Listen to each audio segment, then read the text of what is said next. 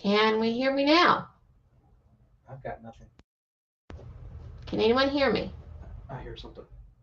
Yes. Okay, guys. I don't know what the problem was, but There's a 15-second delay. there is a delay, but at least we've got sound now. So whatever it was, I guess it's fixed now. We just kept turning things off and on until something seemed to take. Okay. So let's see. Thanks, guys. I already said hello to everybody, but nobody heard me. But hello, everyone.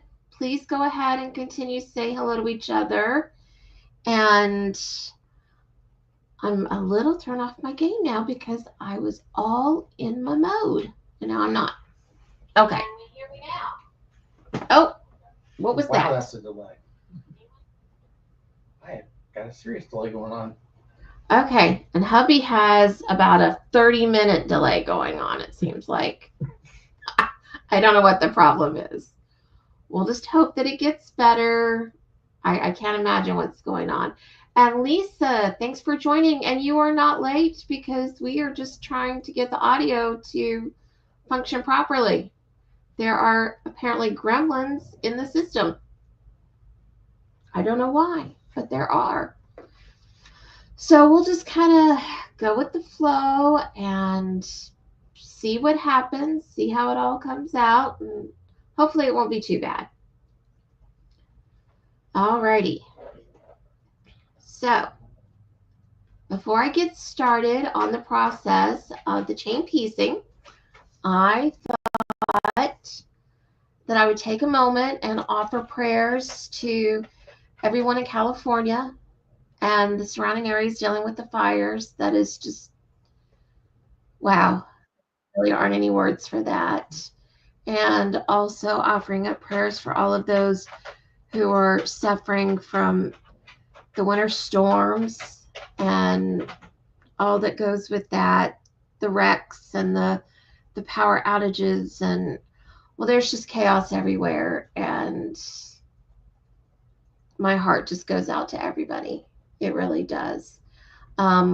We have had it's been pretty cold here, especially for the south. It's been quite cold, and we did have some sleet and a little bit of hail on Friday, but for the most part, that was it. We might end up with a little bit of ice and some spots from leftover rain, but that's really about all that we're dealing with. So I truly cannot complain. And Nancy's in the house. Hi, Nancy. So sorry that you're not feeling well. Praying for you to feel better. Okay. Now,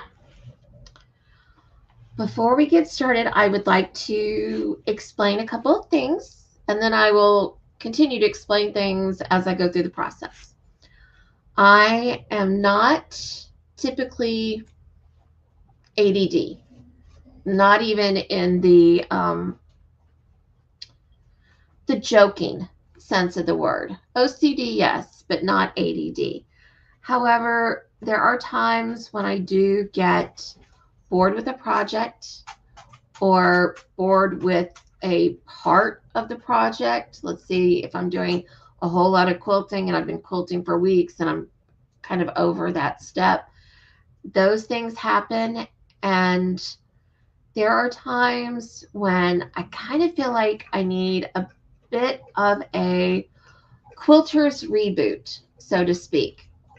One of my favorite ways to do that is with a massive session of chain piecing. Now, everybody has their own specific way of doing it, and some people don't like to do it at all, and that's totally okay. This is just what I do. This is what works for me, and if you want to give it a try, hopefully some of my tips will make the process, kind of nice for you. And that beep is for some coffee because I need a little bit of caffeine. Alrighty, let's go over here to the banners, and I want to put up tip number 1. create and use leaders and enders. If you are a quilter and you are not familiar with leaders and enders, or if you are familiar and you just want to kind of delve into the subject a little bit more, Bonnie Hunter has a whole great thing about it. When I first started quilting, we used little scrap pieces of fabric to put in our machine. And we would end up with a piece of fabric that had like about 100 different lines of thread on it. And that worked well. But I like Bonnie Hunter's method because you're using all that thread that's getting, put on that tiny little scrap piece of paper as a benefit because you're sewing something else at the same time. And I just think that makes so much more sense. So if you start and end your chain with a set of fabrics, now I've already got my leaders and enders prepped right here. And later, if I think about it, I'll have one of the boys take down David's quilt and I can show you a little bit of it if you haven't seen it. It's just a postage stamp quilt, but I have a bunch of pieces right here that are all prepped as leaders and enders. So as I'm doing the quilting process, I am slowly but surely working on his quilt at the same time. Now, these are great for preventing the threads from tangling or fabric corners from being eaten by the machine. And because we're doing it this way, these bonus seams will eventually yield a quilt of their own. So I've got these ready, and I'm just going to put them in a stack over here. Don't need to get them mixed up with anything else. And let's see. Carrie said that she does that too. Carrie, are you talking about chain piecing or getting bored and needing a little quilter's reboot? Or the leaders and enders? Or all of the above? I'm going to give you a second to answer that while I take a sip of my water. So thirsty.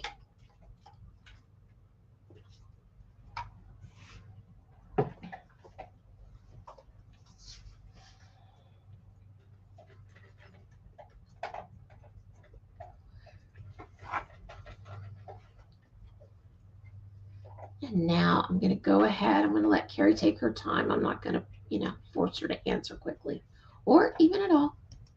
Let's see. Step number 2.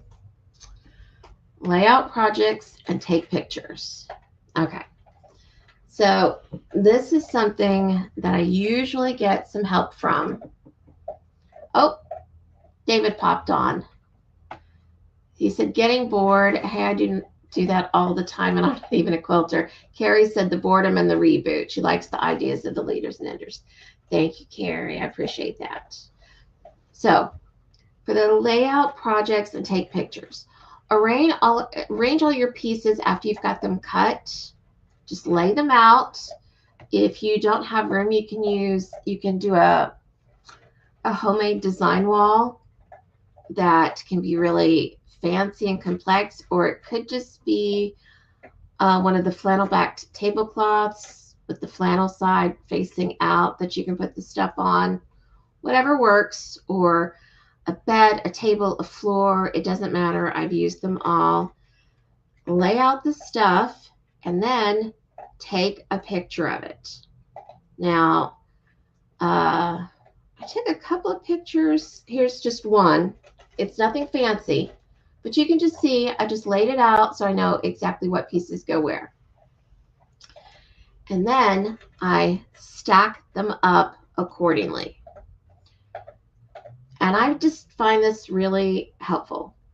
If things get messed up, you can just go back and look at it. And I have had to do that on more than one occasion.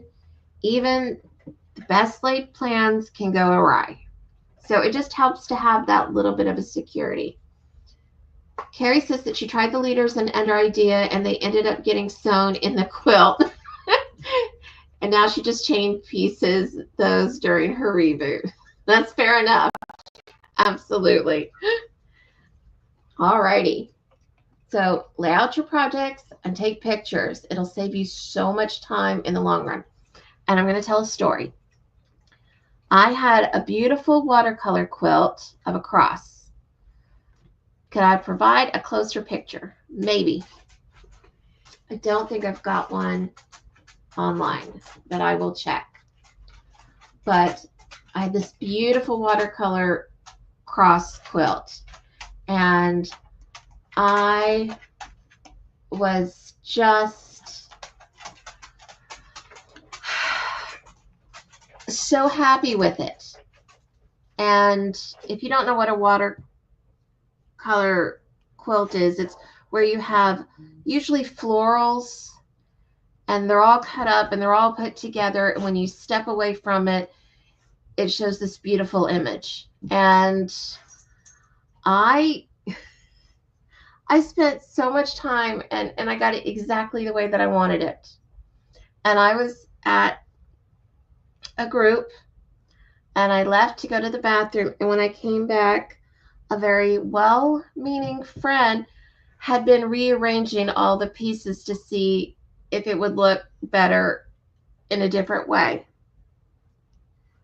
And I went home with all of my messed up pieces and cried for a long time. And I spent so long trying to get it back to the way that it originally had been, which I never did. So it was never that beautiful start. It turned out fine, but it wasn't what it was. And if I had had a picture of it at that time, maybe I could have, made it work out. Let me see if I can get a closer picture of that quilt. Let's see. David says, hey, as long as those pieces are being used, that's the point, other than wasting the thread and fabric. That's true. Tammy said her problem with Leaders and Enders is that she has too many projects going, that she doesn't have a way to set one aside as Leaders and Enders. I get that. I usually use this basket for mine. I'm using it for something else tonight, but that's what I usually keep this for. Or a candy dish. I usually start with pretty small pieces. And then once it gets bigger, then it's a little bit of a different story. See if I can find that picture again. Okay, let's see if I can get it closer. Okay, kind of closer.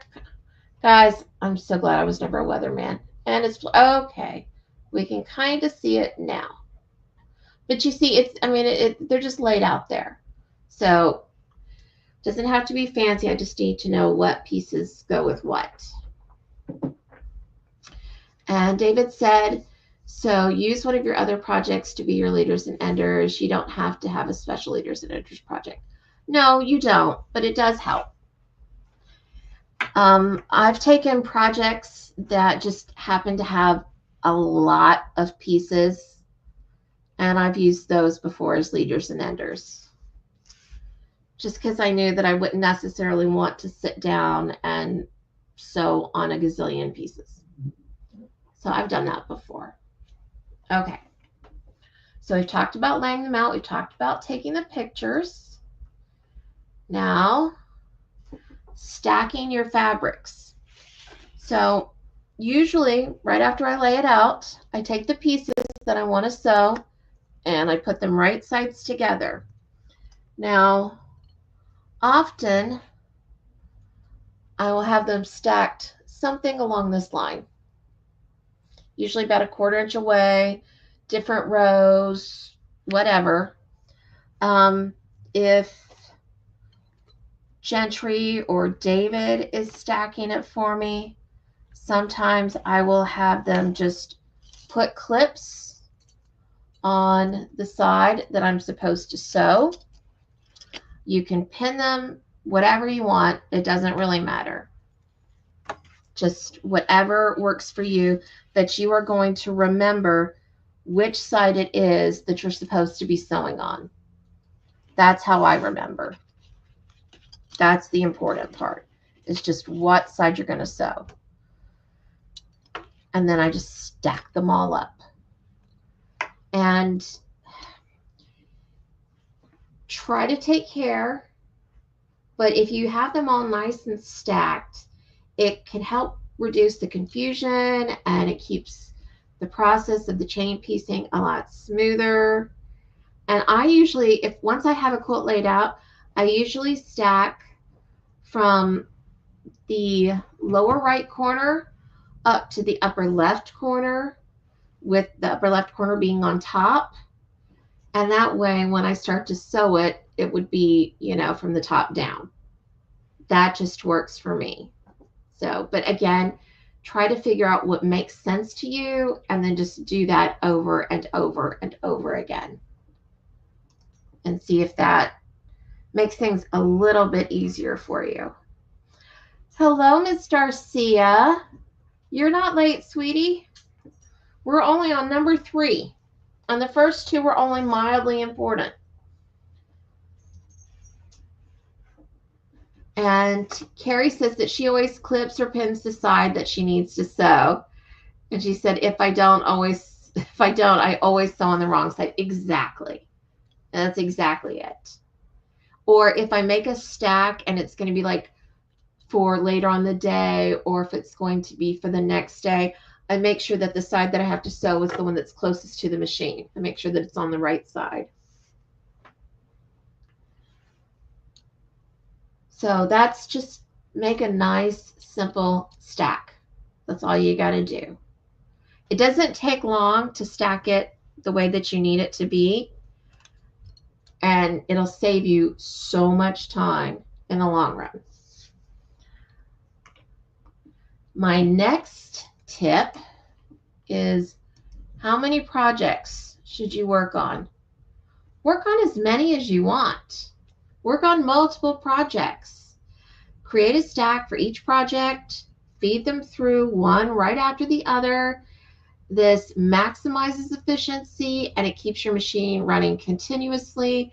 It saves on thread, and you're already there. You're just seated. You can turn on one of your favorite movies or a podcast or your favorite music playlist and just go to town. Just zoom, zoom, zoom. Just get it all done. So that just makes it so easy. I would have actually liked to have worked on even more projects. I just didn't have them all cut out. But there's always, next week or the week after. And then we can do it then. Now, let's see. Check the comments. And Carrie says, that's a good idea, Kimberly, but I don't remember that part. And thus the pins and the clips, Carrie. Exactly. Makes perfect sense. Tammy's got to go, but she hit the thumbs up. Thanks, sweetie. Appreciate it. And everybody, after my live tonight, if you want to go over to the Siberian Wind, to Tammy's channel, and see what she's up to, don't forget to do that. I'll try to remind you again when I'm done, but we'll see how it goes. I can't make any promises. And Angel said she would remind us, and we'll see if she can. Because, you guys know my mind. It doesn't always work properly. All right. So, the next one. I hope you guys are getting something out of this. Okay. Prepare. Is the war picking up on the mic? Preparing the thread. Oh, do you guys hear the dog snoring? It's kind of cute.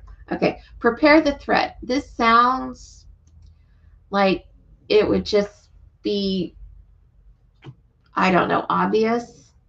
But make sure you've got a full bobbin. Make sure you've got a big roll of thread. Hello, Miss Pam. Good evening. Thanks for stopping by.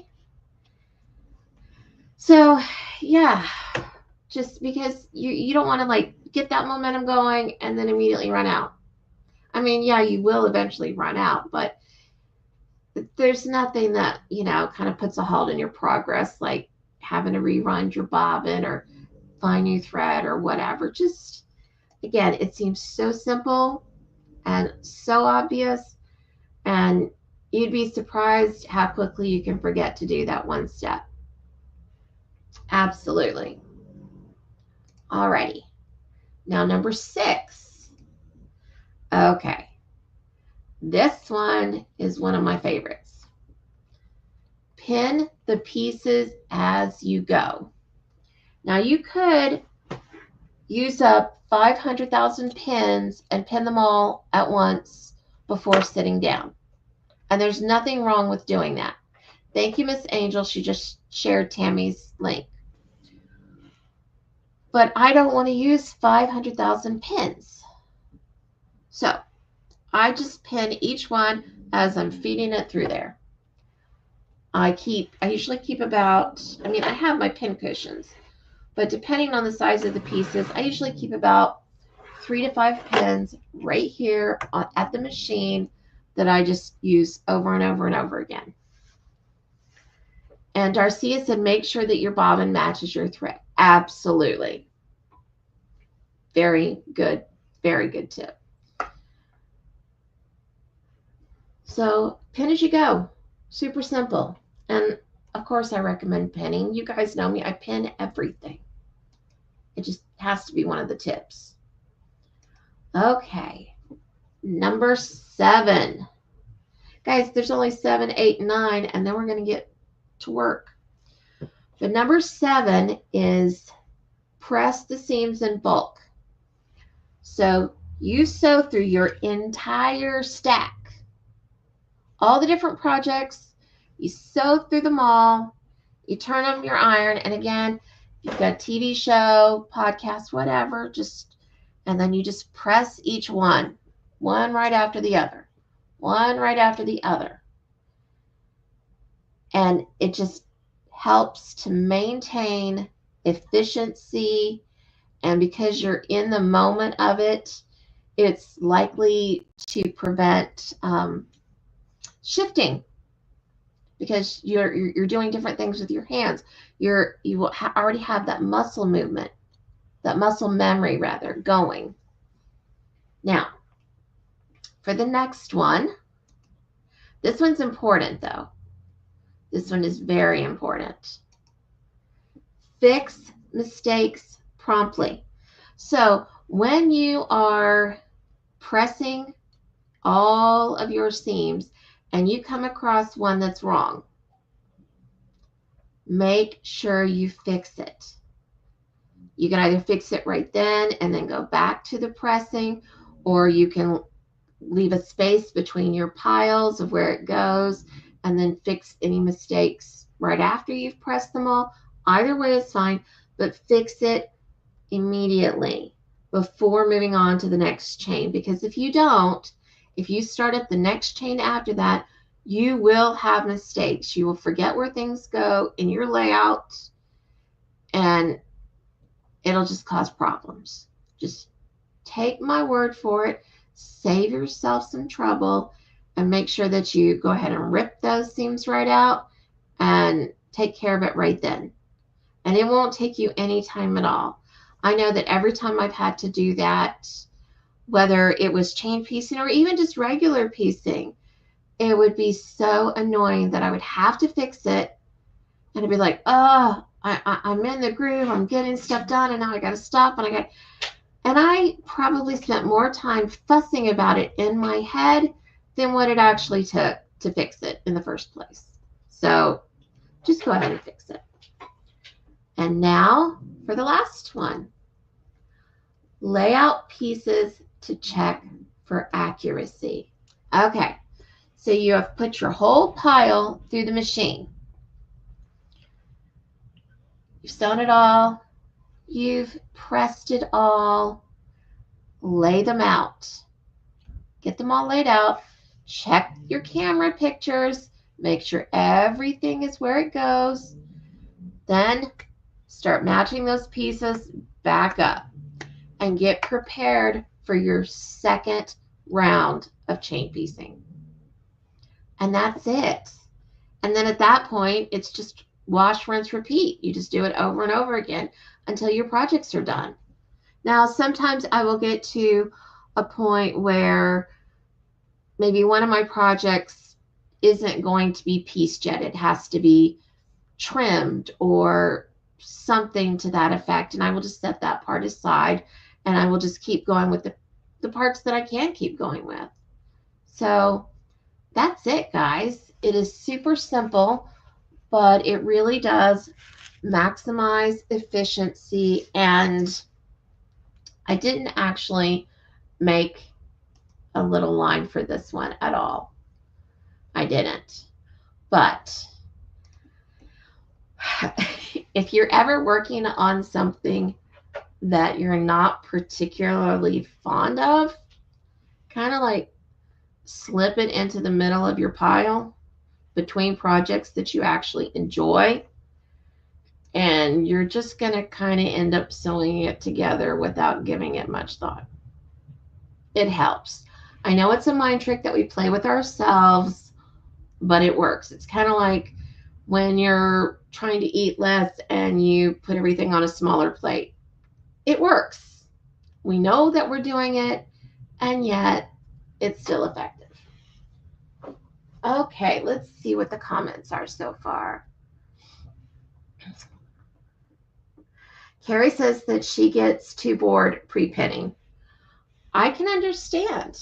When I'm pinning the long sides for quilts, I get a little bored with that. So yeah, that makes sense. So maybe if you just pin as you go, it won't be so bad. And Darcia definitely said that a seam ripper is handy too. Absolutely. We've all had to do a bit of frogging now and again. Carrie said, if you don't fix mistakes if I don't fix them when I first see them, she forgets and makes a bigger mess later. Exactly. Absolutely. For newbies, do you want to explain why it's frogging? Yeah, for anybody out there who, and I can't speak specifically for the crocheting crowd out there, it might be the exact same thing, but for the quilters, we call it frogging because we are ripping the seams. Rip it, rip it, rip it. Sounds like rivet, rivet, rivet. So that's why we call it frogging. And I have definitely had to do my fair share. Darcy wants to know which thread is good to use for my machine. Well, honestly, I have not had a problem with any of the different threads that I've tried for my machine. My favorite threads are from Connecting Threads. Those are my favorite. And Darcia said it is the same thing for that and the crochet crowd. Angel said it's not like throwing a piece of cheese on something you don't like to eat. Oh. Well, I mean, if it gets you to eat it, then yeah, exactly. So tonight I only have 3 projects that I'm working on. Only 3? Only 3. Well, the leaders and enders one doesn't count. Otherwise, that would be 4. So there's only 3 tonight. But one of them is a juvenile charity quilt. And another one is an angel hug charity quilt. And the rest of it are actually pieces for a new pattern that I'm designing. And I will give you guys a hint of what the name is. It's going to be Twisty Tabletoppers. So I'm excited to get that in the works. It has been in my head for a very long time now. Angel said it would get me to sewing more, perhaps. Well, Angel, sweetie, would you like me to send you some cheese? Like a big thing of Velveeta or something? Would that help you to sew if you just had it there to eat while you're working? I mean, I'm willing to do what I can do for you. Absolutely.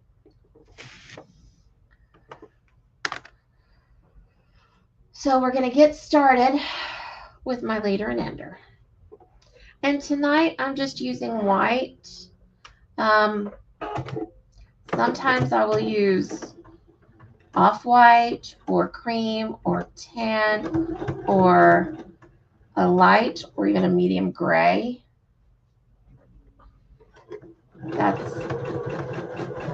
I try to use the neutral colors.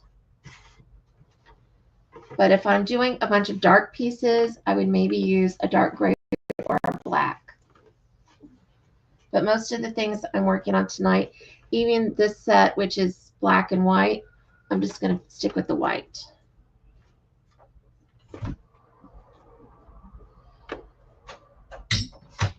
And you guys know how I pin, right? Should I show you again? Properly. Match up. Jetri says properly. He's a little particular like I am. Pin one corner, match up the other corner, pin that one,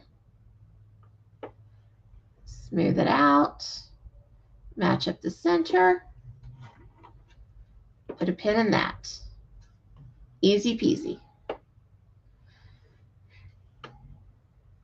Angel says, I have a huge block of cheddar in the fridge that is calling me, but thanks. We are almost out of cheese. I had a sandwich today and I thought, ooh, I should put some cheese on it. But then I thought, oh, but we're almost out. What if I need it?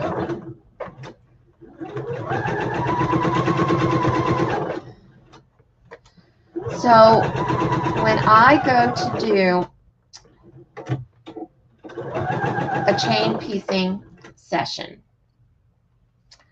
I would like to, and now there's really no true mathematical, correctness to this. So it's just something I make up in my head. But I try to have one seam to cover the amount of time, minimum time, that I want for the lesson. So if I want, not lesson, just, what is the word I'm trying to use? Session. So if I want to quilt, chain piece rather, for a good hour, I want to make sure that I have at least 60 seams. Now, granted, some seams are longer than others, blah, blah, blah, but that's kind of a rule of thumb that I like to just make sure that I have at least that many prepared to sit down and go. Darcia wants to know if I use half-inch seam or I use a scant quarter-inch seam. And I swear by the scant part. I will try to see if I can find a link to add into the description later. But you could also look it up on, on Google or whatever. There are some really great articles about why using a scant quarter of an inch is so very important. And I have found that to be extremely true. It is just a thread or two smaller than a regular quarter-inch seam. And the reason being is that when you have a seam, let's say that there's a seam right here, and you fold it over, okay? Well, you lose some space from that fold, and you also lose some space due to the thickness of your thread. So you want to use a scant quarter of an inch so that you can get the full right size. There are tests to do that where you will take certain size pieces of fabric, you sew them with what you believe to be a scant quarter inch on your machine, and then you press it and then you measure it and you see if it came out to the right size. And I would suggest anytime you have a new machine or anytime you're new to quilting that you make the effort to get that figured out right from the get-go. Now, I'm lucky my Foth came with a quarter-inch foot that is actually a scant quarter-inch foot. But I've had other machines where I put down thick layers of masking tape as a guide to run the fabric alongside of. So there are all sorts of wonderful techniques out there to help you get that scant quarter-inch.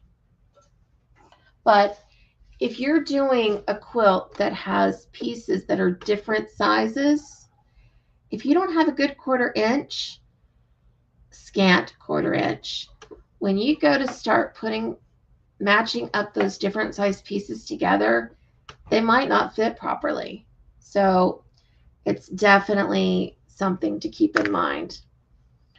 And I've actually gotten complaints before from people who have purchased my patterns. Not a lot, but there have been some where they said, I did what you said, and they don't match up. And I will say, well, are you using a scant 1/4 inch? Which, by the way, is always in the directions. And they will say, well, no, I don't do that. I don't think that's right. So you didn't do what I told you to do, and now you're upset that things aren't working out right. So yeah, that happens. But I think it's one of the most important aspects of quilting is getting that down.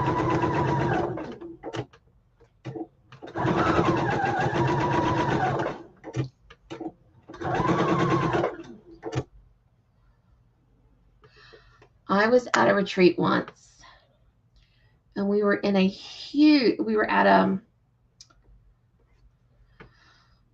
a church building, and we were in a huge room where clearly they had all sorts of conventions or meetings or who knows what all. It was just a really large room.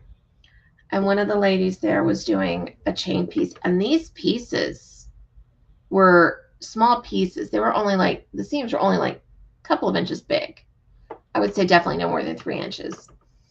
And when she was done with that first round, that thing stretched, and she was by the door. It stretched all the way to the back wall. And there were probably like 4 or 5 of like the huge lunch tables that went that distance. It just kept going and going and going and going. I was impressed. I don't think I've ever had one go that long. But I want to.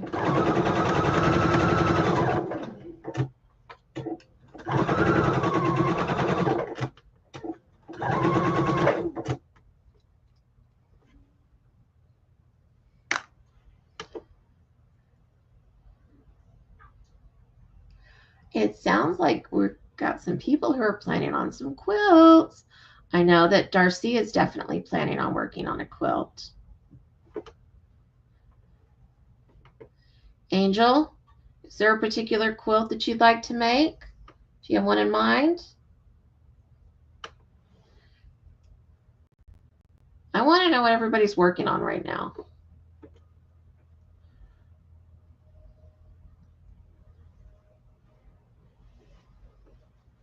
I don't want to feel like I'm the only one working. Angel, she said, is that an Anne of Green Gables quilt? Yes and no. It's actually a panel that I saw at a local quilt shop here, and my mom was sweet and picked it up for me. You know me. I love old literature. So I saw it, fell in love with it, loved the colors. I'm not sure what I want to do with it yet. I don't want to just make it as is. I mean, there's nothing wrong with that. Just sewing the panel and, doing top stitching on it. But I do think I want to do like a pieced border or something. I just haven't decided what.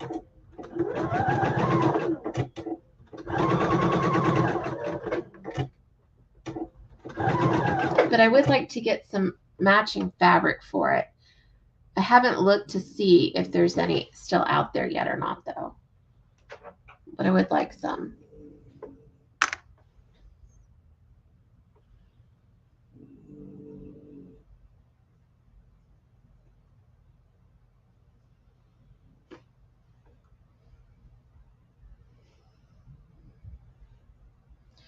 Carrie said, oh, Angel says she loves the colors. I do too. Purple and green are one of my all-time favorite combinations. Have been since I was a little girl. Carrie says she just finished quilting a quilt for her cousin right before we went live tonight, and so now she's having a tidy up while deciding what to do next. And Darcy said, right now I'm watching you and looking through my patterns at the same time. Well, hopefully you're getting inspired, not just watching. Hello, Maritza. How are you doing tonight? So, Carrie, when are you going to give them the quilt?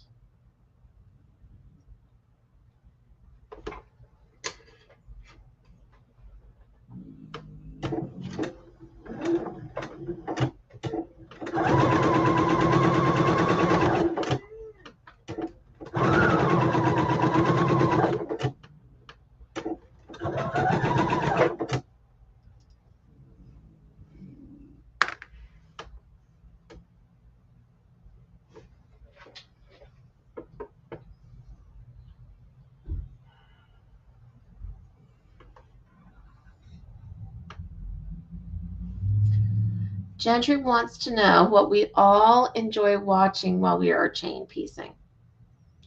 That is a good question.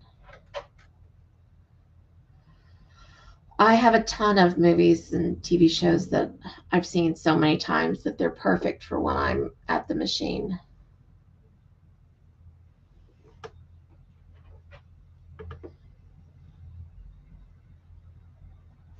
A ton of rom-coms and TV shows would be like Charmed.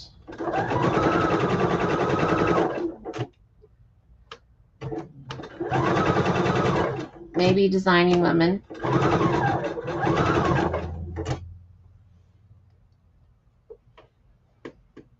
Guys, right now I am binge watching The Equalizer. Oh my goodness. I'm having so much fun with that one.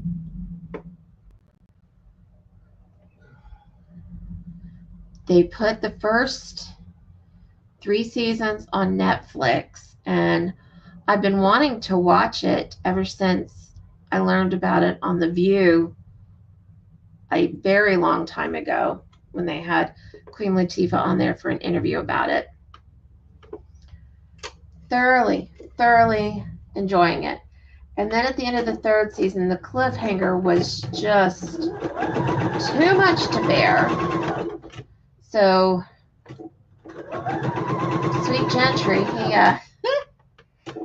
he signed up for a weekly trial for Paramount Plus so that I can watch the other 2 seasons.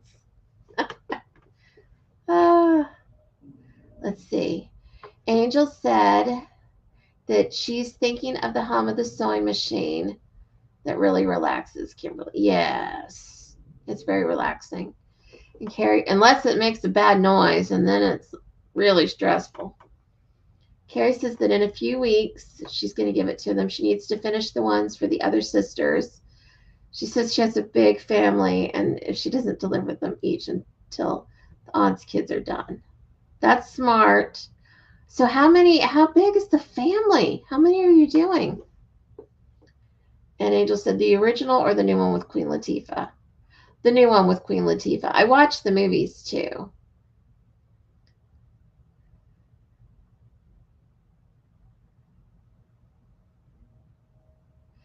And Darcia said, oh yeah, it is good to use that stuff in a can to bind the quilt top to your batting. Yes. The spray basting. And the backing to it. Yeah. I have done pin basting. And then I did the basting that they had. Oh my word. It had those little plastic things and a gun, like you attach tags to clothing on. I did that for a while. And then the spray basting came out. And I'm hooked. I don't want to go back. Now, none of it is particularly easy. It can be quite cumbersome. But yes, the spray basting is the best. And Lisa says she'll catch the replay. She keeps getting kicked off. I'm sorry, Lisa. I hope it's not the weather. Take care of yourself. Angel says that she needs to create a list of things to get. Well, don't get too many things until you know whether or not you like it. Because if you get the stuff and then you don't like quilting, then you just have a pile of junk in your house.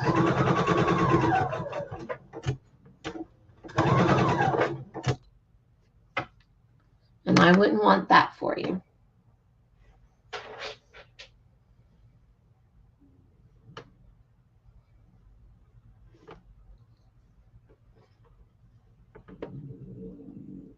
Let's see, what time is it?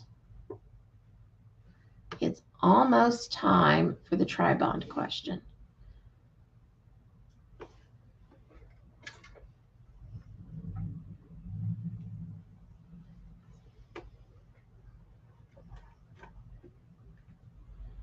I think we might have several people get it tonight.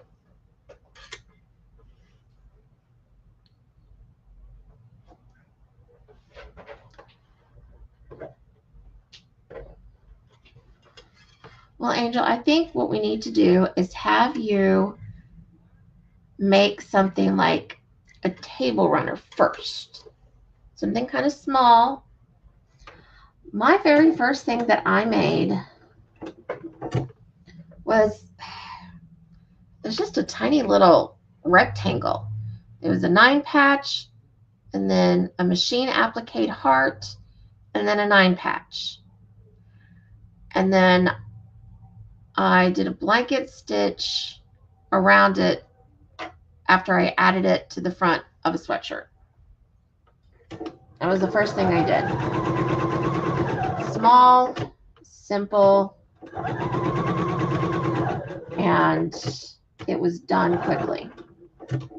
But I had been watching quilting things for years, so I kind of figured I was probably going to enjoy it. So after that, I was like, okay, what can I sink my teeth into next? And here we are, many, many, many decades later. You need clips and pins and bonding.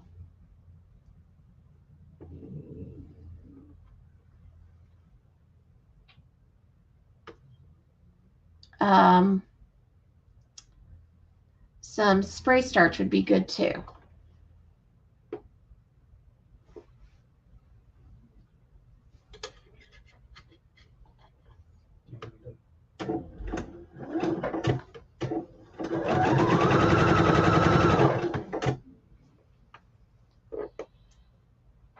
Carrie says her mother was the oldest of 6, so with the aunts, cousins, she will have made 23 for the immediate family.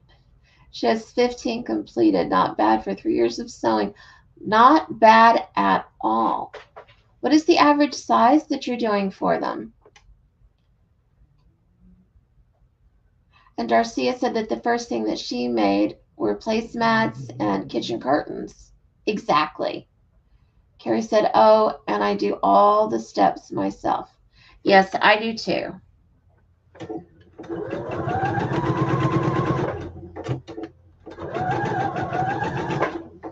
I mean, I don't have issue, you know, when people send the stuff to the quilters or whatever, but I just want to do it all myself. Which it might not be pretty or as pretty or whatever, but I just want to do it myself.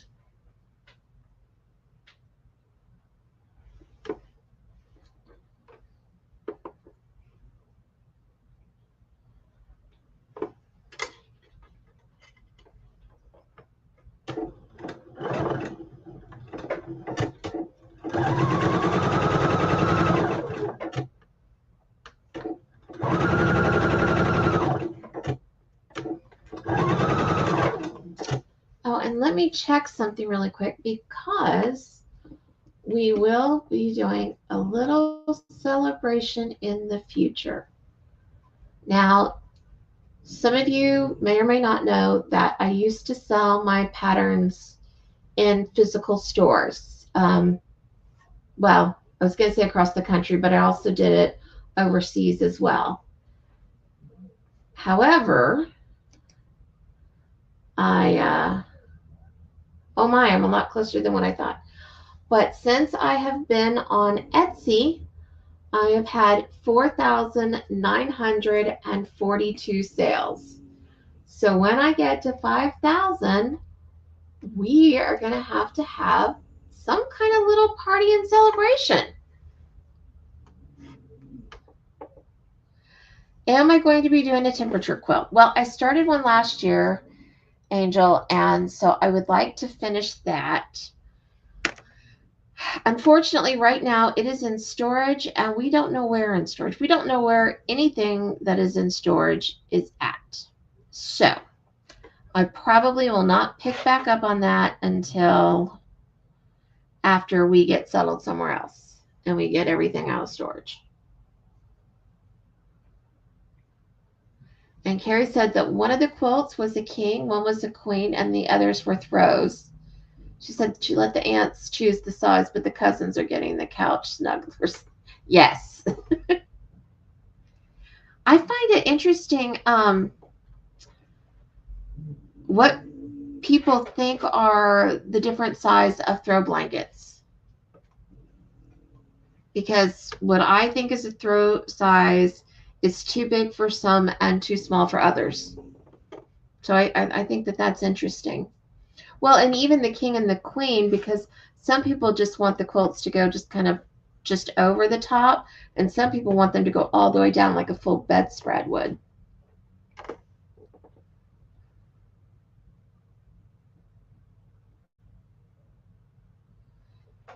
Carrie said that she started doing the quilting herself because of the budget.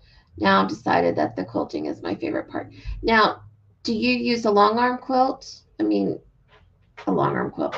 Do you use a long arm quilter, Carrie?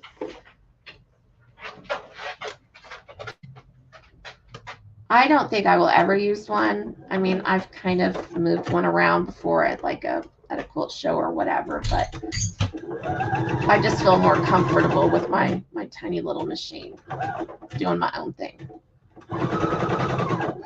I just don't think I would trust myself to do a good job with a long arm. Oy.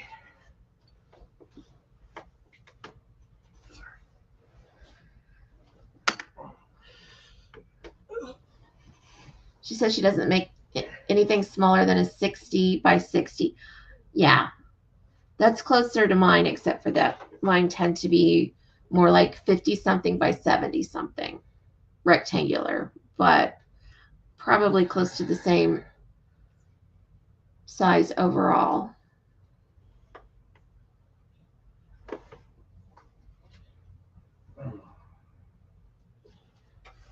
But I know some people think that, like, 36 by 36 or approximately that is also, a throw size. So a lap quilt. So it's just interesting how everybody thinks of it as their own thing. I guess it's just based on what they feel comfortable either making or cuddling up with.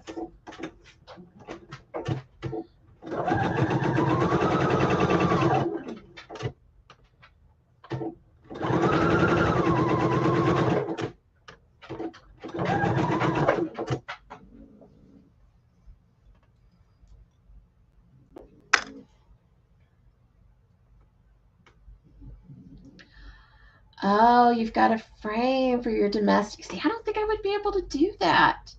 I've seen them. I just don't think that I have that skill.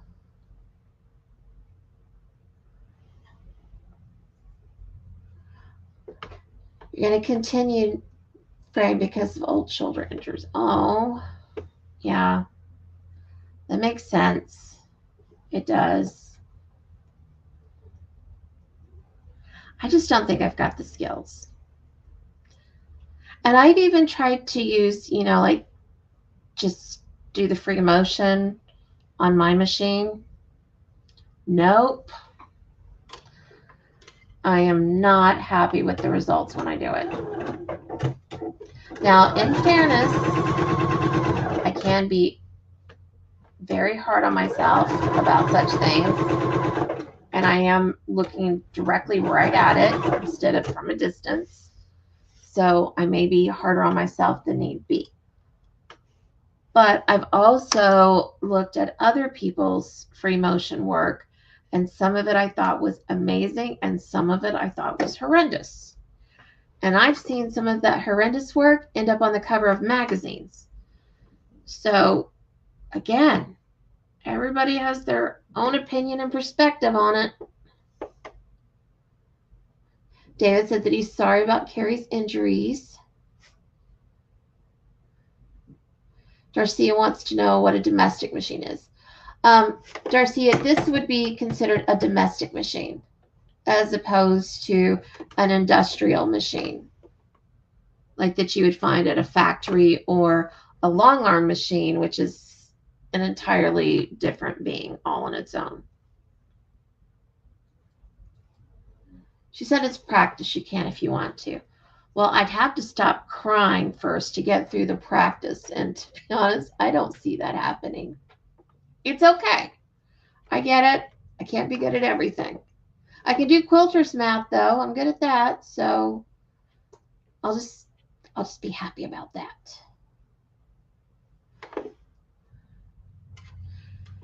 Yes, David, you're right. You do need to have a completely separate room. A garage, and over the garage room,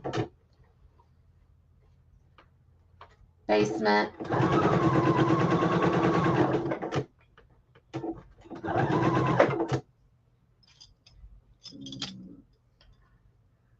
I'm getting closer to being done with this black and white part.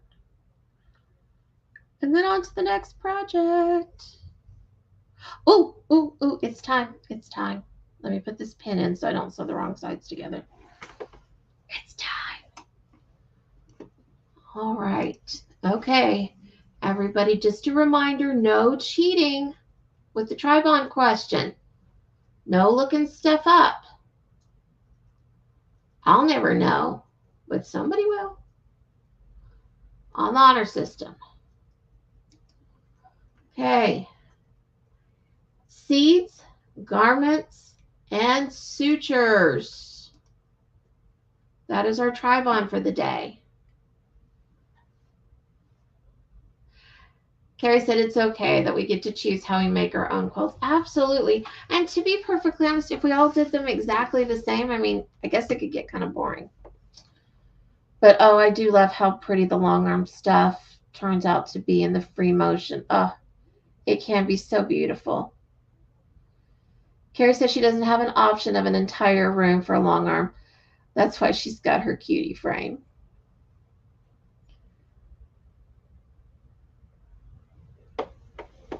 I love how David's talking about this. I'm thinking maybe okay, everybody who agrees with me, let me know. Say it in the comments.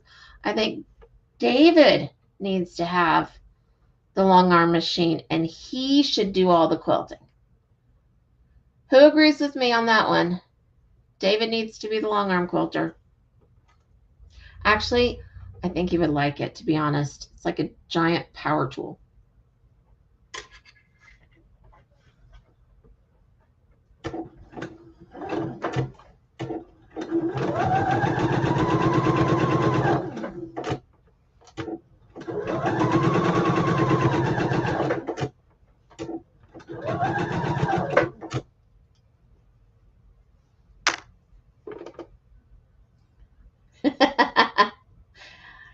Carrie says she likes the sound of that.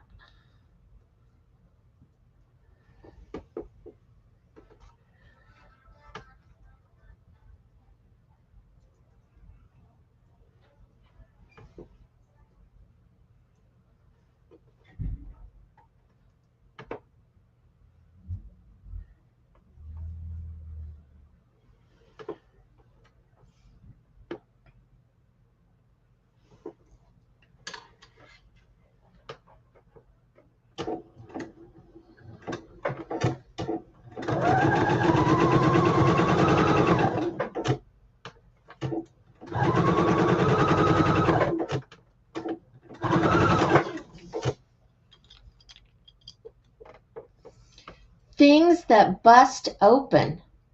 Ooh, burst. Bust, burst, same difference.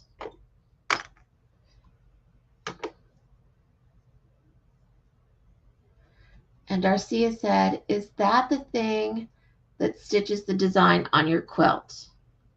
Well, yes. Okay. So when you have a quilt, you have the top layer, and then you have the batting, and then you have the backing. And putting them together is called, initially, it's called basting. You can do that with pins or the spray, or you can even do it with a needle and thread, some really long basting stitches. That's how the quilt initially goes together. All of the piecing is usually on the top piece, but sometimes you can do some piecing for the back, especially if it's a larger quilt or if you want to add a tiny bit of something to embellish it. Then when you're actually stitching it all down and putting the design on top, that is actually the quilting. So I know I'm going to get some people all riled up with this. There's no judgment here in this comment. I'm just saying what it is. But technically, unless you are doing the actual quilting of the quilt, you are not a quilter. You could be a piecer, you could be a baster, you could do the binding work, you could do things along the quilt, but it's actually the quilting part that makes it a quilt and makes one a quilter. Now, people can call themselves whatever they want to call themselves, and that's fine. I don't have any beef with it. They can do what they want. I'm just saying that's the actual part of quilting. So what I'm doing right now, I'm just piecing. But a couple weeks ago when I was working on that Mickey Mouse quilt and I was sewing it together with that red thread, that was quilting. Then after it's all quilted, you trim off the edges and you attach the edging on it, which is called the binding. So those are your initial terms. Tarsia, David sent a long arm link and she said that thing is expensive. Yes, they are. Carrie says she usually pieces her backings with the leftover fabric from the quilt tops. I love that. I do. And I remember I taught a friend of mine once because she didn't have enough of one fabric, but she had two really large pieces. I'm like, just put them both together. And she did, and she hated it. She still hates it to this day. But I don't know. I think it's kind of fun. To me, it sort of speaks to what quilting was about, back in the day. When you made things from what you had. Pieces of leftover dresses and scraps you got from your friends at the quilting bees. I like that.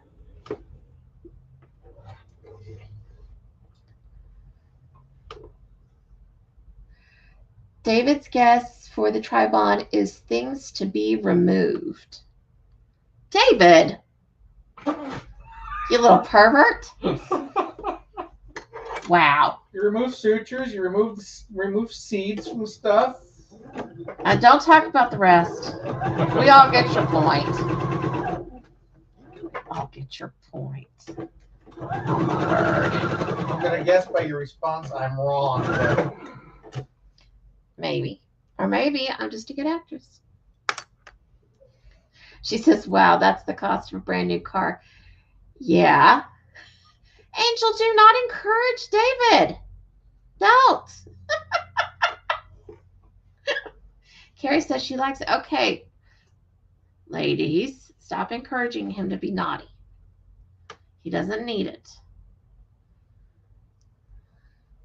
But I do need more guesses. We can't just have two. Gentry, you have to guess. I'm trying to figure it out. Well, you don't have to figure it out. You just have to guess. It may have already been figured out.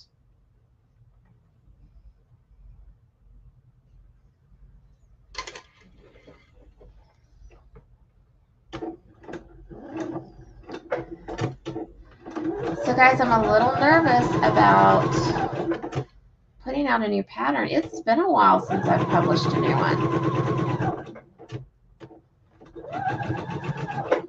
Should we have a party when I do that too? Or just a party when I reach my 5,000 Etsy sales? Oh, look. Guys, this is flannel. Oh, I love the flannel. So sweet. It's just a green and a pink. Oh, I love it.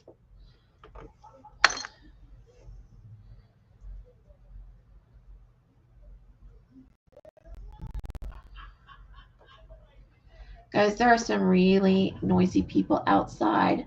So if they end up bothering you, I apologize. They've been bothering me lately.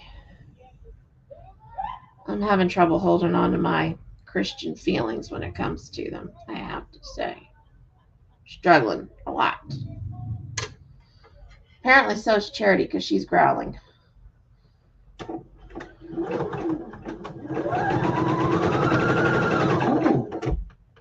Is it spelled the same for yes? Or is it Gentry says things you sow. Interesting. But is it SOW for seeds? I'm not going to say. You have to look. Well, no. I just told you can't look anything up. And then she's telling you to look stuff up. Make up your mind. No. But that's a question. A seed would be SOW, but it's pronounced the same way. And Daddy likes your answer, and Angel likes it, and Pam likes it. Pam, what are you working on tonight?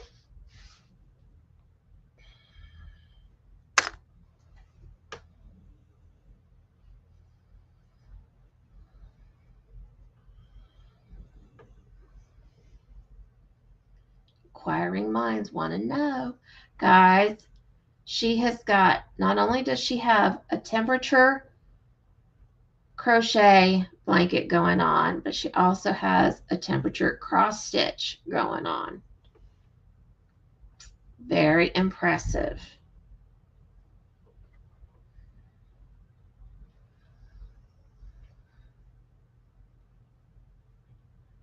Round 5 of this border for the 3rd time.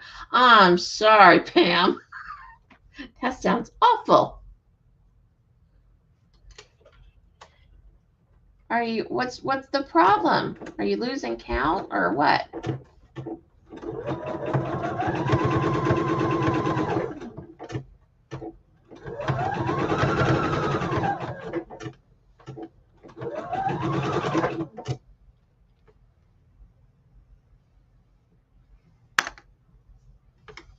I think Pam is going to like the fabrics that I have chosen for my new quilt pattern.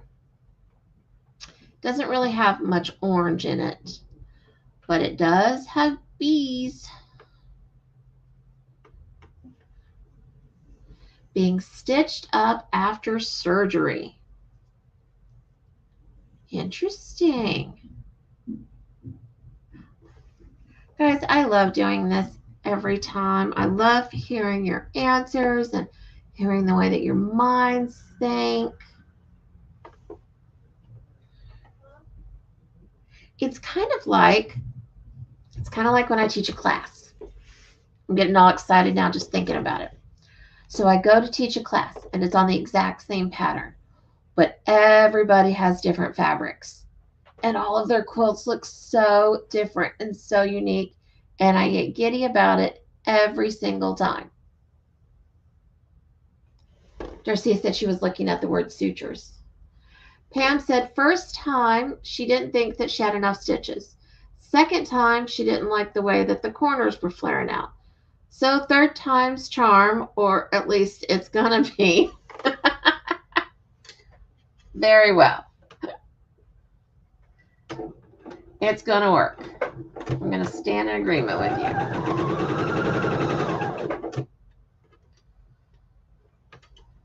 Oh, I love sewing with the flannel. It's so soft. It makes my hands happy.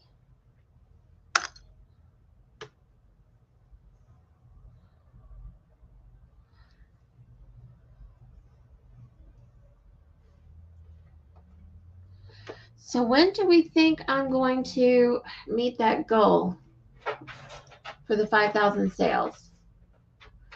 I have 58 sales that I need to have.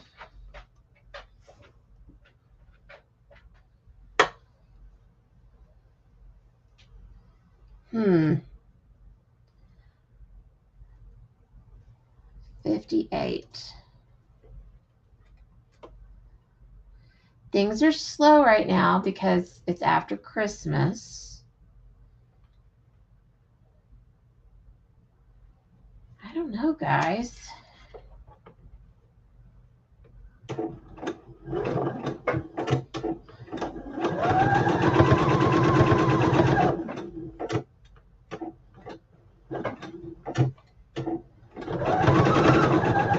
Let me see. Let me do some math. Let me think about it. Tomorrow. Oh, don't I wish, David, from your mouth to everybody else's ears. Let's see. Tomorrow. He's funny. Okay. Okay, I'm going to hope in 20 days. That's what I'm thinking. I'm going to hope 20 days.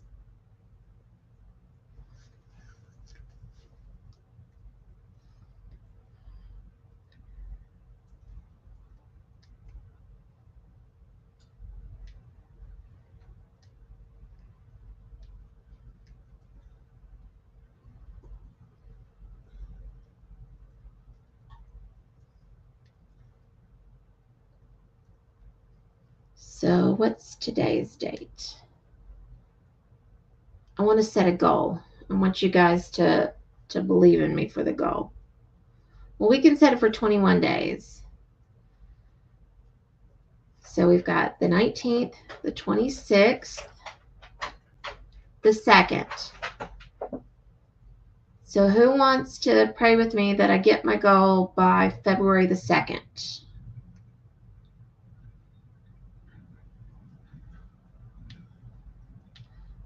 That's what I'm hoping for.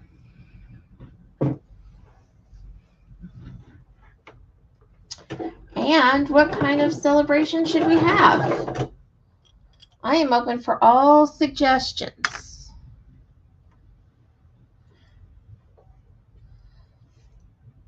Obviously, we can give away some of the patterns. I mean, it would be silly not to. But what else should we do?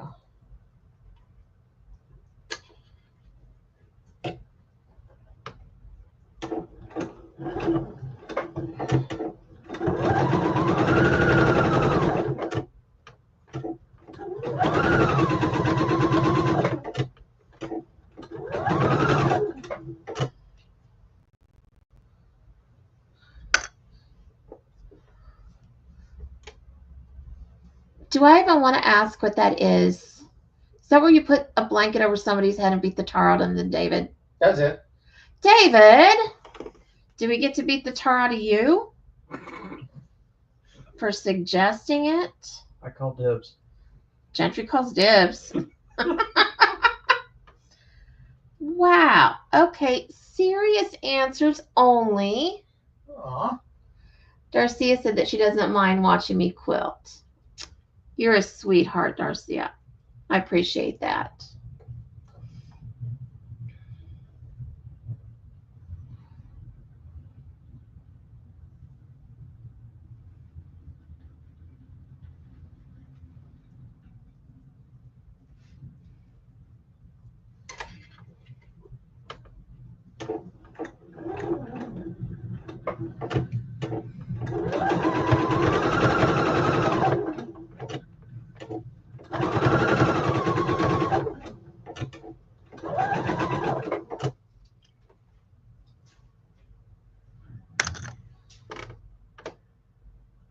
David says he definitely doesn't mind sleeping under the quilts. They're toasty.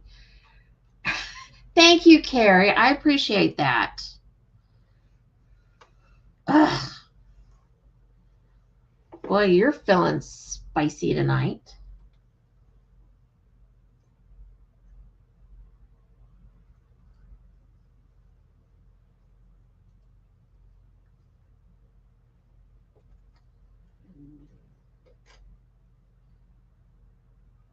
Does anybody want me to put the tips up underneath the or in the community tab, or a link to them in the description later on?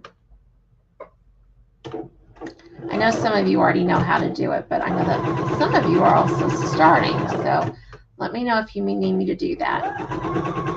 I know that you're capable of going through the video again, but I wouldn't want to force you to do that.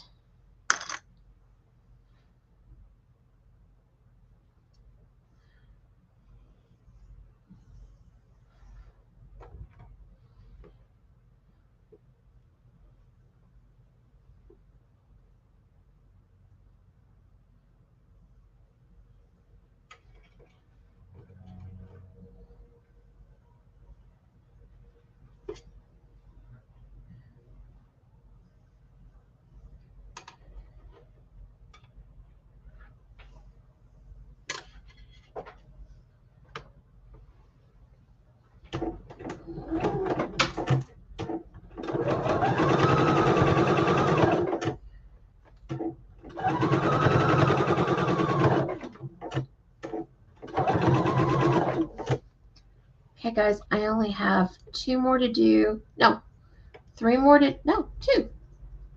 2 more to do for the second project.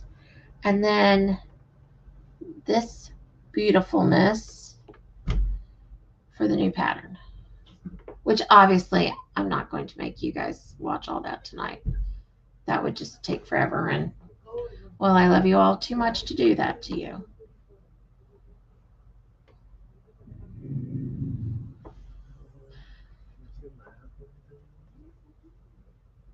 But I will share the answer with you after I finish these 2.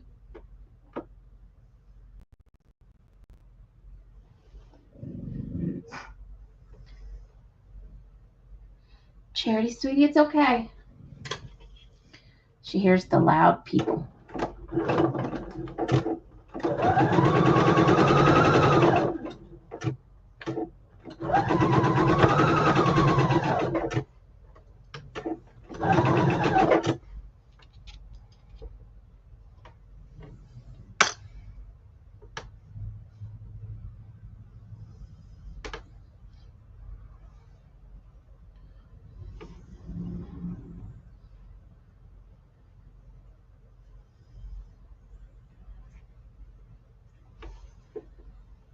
All right, just this one more seam and we'll get our answer.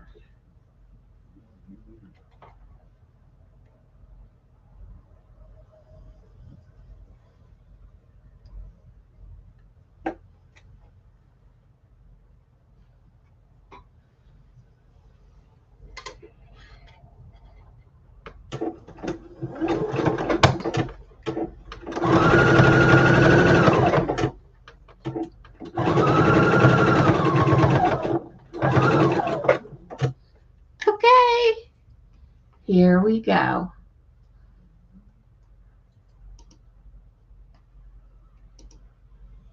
Gentry got it right. They are all sewn and sewn. Good job, baby boy. Yeah. Ah, yes. Very clever. And actually, my mom got it too. She's on a delay. So she sent me the message through Facebook. So I guess it runs in the family.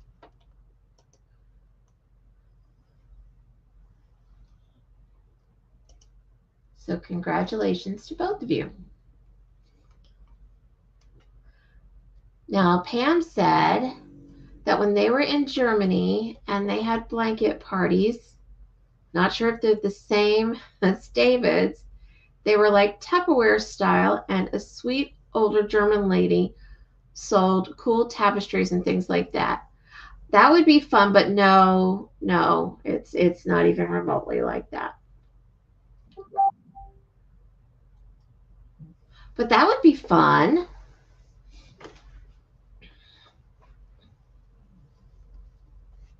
But I don't have any cool tapestries and things like that.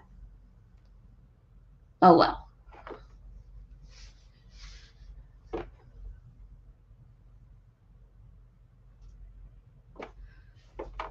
Pam said that she just sent me a pic of one that she bought and figured his was naughtier. Okay, I'm gonna go look. Ooh, that's lovely. Oh, I would have purchased that. That's stunning. Do you care if I show and tell? Yeah, his was meaner.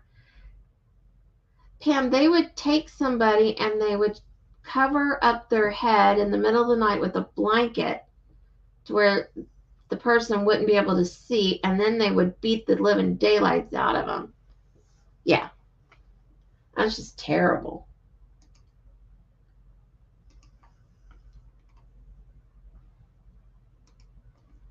Okay, there we go. Guys, isn't that beautiful? I love the border on it, that it looks like the frame. That is stunning. I want one.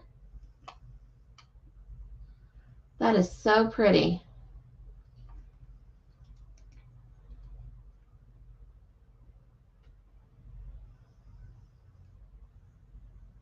David, did you see it? It's really pretty. Mm-hmm.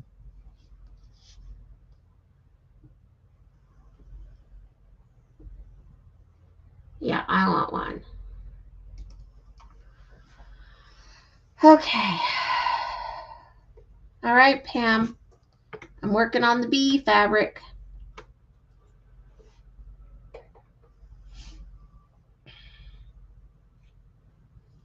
And I would guess that you guys are starting to get a little bored with me.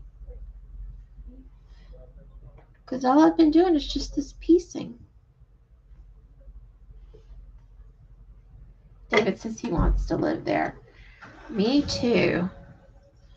Okay, guys, I had a brain something or other today. So I was doing a survey, and you know how when you do a survey, you read the question, and in your head, you hear the answer before you actually choose the answer. Like if it says gender, you hear female, and then you click female. Or at least that's how my brain works. Anyhow, so it asked what country I lived in. And I almost picked the United Kingdom instead of the United States. And here's the thing, it wasn't because I just like almost clicked the wrong one because it was next to it. I actually heard United Kingdom in my head and almost clicked it before I realized, oh wait, no, that's not real. How awful is that? I mean, I know I want to live in the United Kingdom, but honestly, or at least I think I do. I need to travel there first.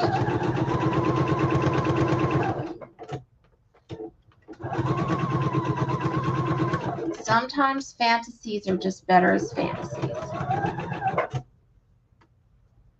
But you don't know until you try.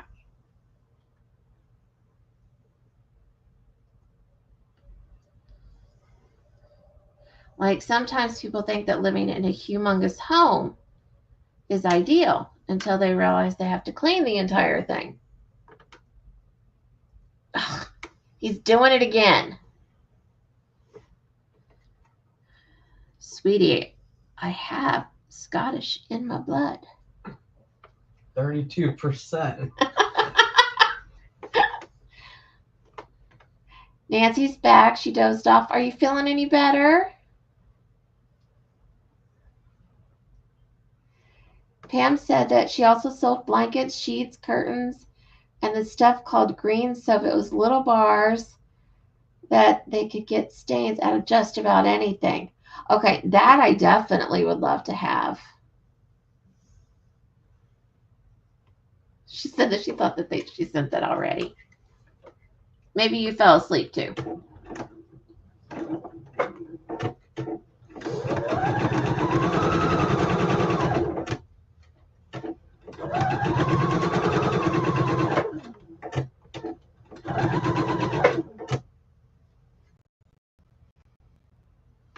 I have 40 seams left of these to sew. But that's going to take a while, guys.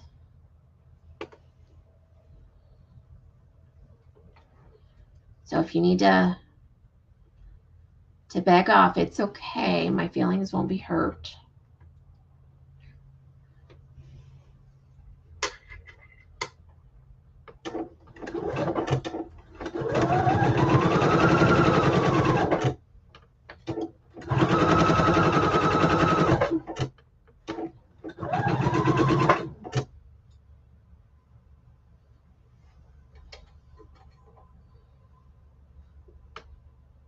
That's a good question, David. I wonder. He asked if it was like a bar version of Simply Green. Well, I would assume that it kind of came before Simply Green. Probably some extremely old recipe handed down by many generations.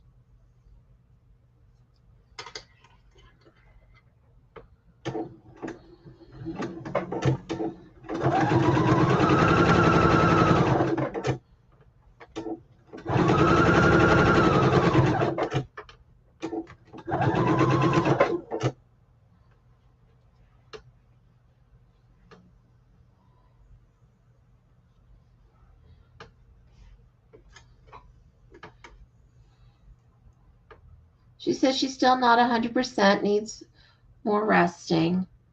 Well, I hope it helps. We miss you. But go ahead and go to bed then. Get lots of rest.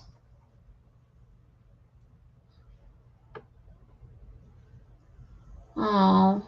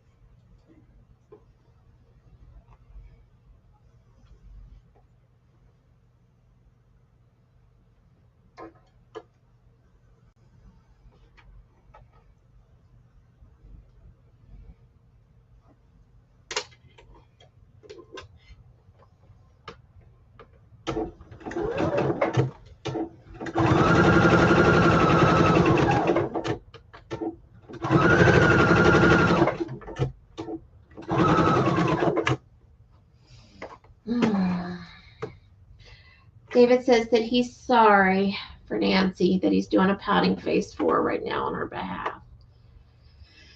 And Pam says, yes, it was old and it had no scent, just worked amazingly. Before they moved, they bought a bunch and she wished she knew what it was, because with the internet like it is now, you could probably get it.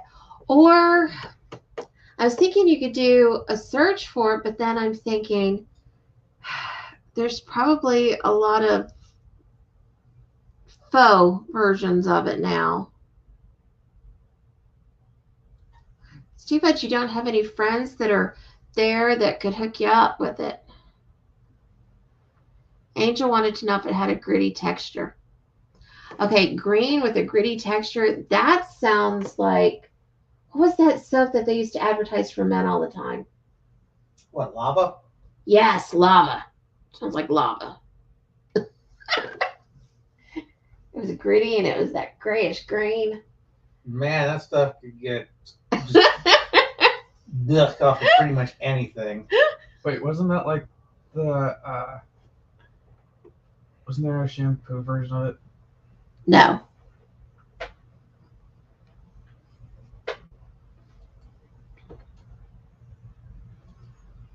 At least I don't believe so. I could have sworn that we had some like Irish Spring thing or something. No. The Irish Spring thing was a body scrub that you got mixed up with the shampoo. And so it scrubbed the living daylights out of your poor head. The bottles did look nearly identical, though. So I blame Irish Spring for that.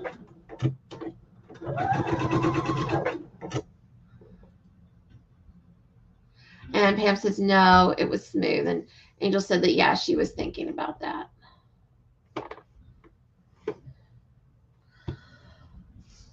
Okay, guys, my shoulder's starting to hurt. I'm sorry. Ugh. I can't sew anymore.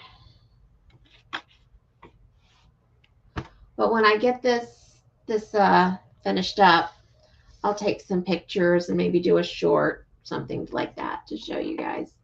Oh, wait, Pam says, but you know what? I do have a friend that still lives there. Why didn't I think of that? Because you needed me to remind you. Her dad is American and her mom is German and they stayed in Germany. Well, there you go. There you go. You'll have to let me know if she can hook you up. Okay, now I know that Tammy, the Siberian Wind, has a live going maybe now or soon, and you can go check her out. And I don't know who else is going live, but I'm sure that there's somebody. But my shoulder says owie, so I need to stop so that I can do more tomorrow. But let's see. Let's see if this is a pretty one I could show you. Give you a little peek. We've got beautiful florals and bumblebees and beehives, and it's going to be pretty. Oh, wait, David's found something. European green soap can be used to remove stains from clothes, carpets, floors, utensils. Green soap is made primarily with olive oil and is gentle enough. Okay, now wait a minute. I did think about the olive oil thing because a friend of mine brought me back some olive oil from somewhere in Europe. But when I opened it up, it smelled so bad I couldn't even use it. Even though it was supposed to be so good for your skin. The smell did me in. But I do have a sensitive nose, so it could have just been me. All right, friends. I love you all.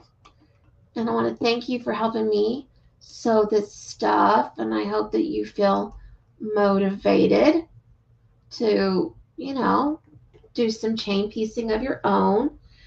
And I think I'm going to have another chain piecing session sometime in the near future. So if you want to start gathering up stuff, cutting up stuff, making your piles or whatever, we can all do it together. I think that would be a lot of fun. All right. Oh, there's more messages. Guys. Oh, everybody's saying goodnight. Okay. Thank you, Darcia. Thank you, Carrie. Thank you, Angel. Thank you, everybody. All right. And I will see you next week, same time. I don't know what we're going to be doing yet, but I'm sure I'll figure it out. All right. Until next Sunday, I hope you're cozy in your jammies.